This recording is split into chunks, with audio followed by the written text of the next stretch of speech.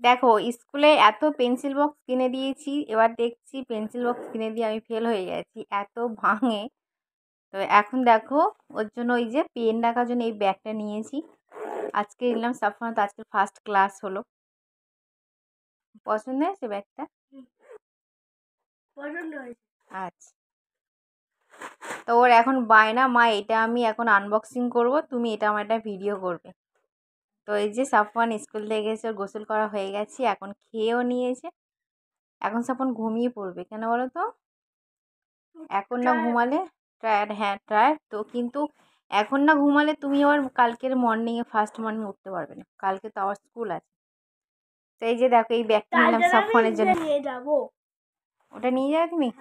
আচ্ছা, সাফওয়ানের জন্য এই ব্যাগটা নিলাম আজকের আমি আসার সময়। সফট। চলো পেন পেন্সিলগুলো ওদের এখন গুছাবে নাকি রেখে দেবে এখন? কোথায় রেখেছিলে পয়সাগুলো, খুচরো পয়সা? বিছানায় একটা রয়েছে, পায়ের নিচে।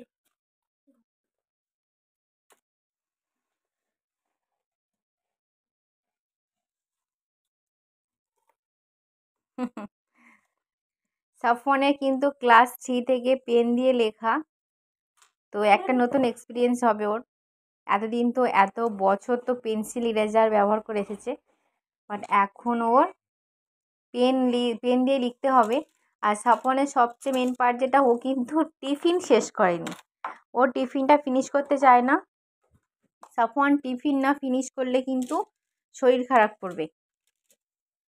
টিফিন ফিনিশ করবে, অত পেন লাগবে না, পেন রেখে দাও, অত পেন লাগবে না। দু চারটে নেবে? তো চলো এখন ঘুমিয়ে পড়ো।